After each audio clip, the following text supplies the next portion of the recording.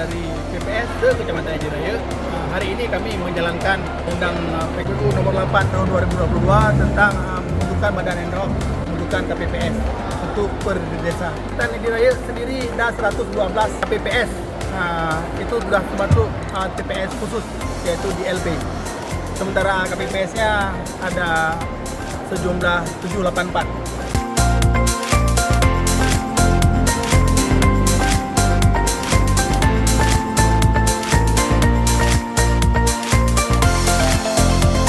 Pada hari ini kami atas nama PPK Haji Raya, saya selaku Ketua PPK Haji Raya, mengucapkan apresiasi kepada teman-teman PPS yang telah sukses melaksanakan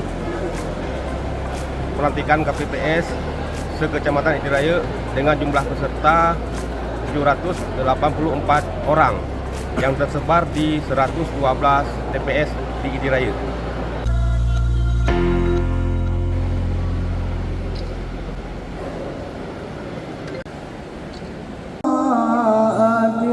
في الدنيا حسنة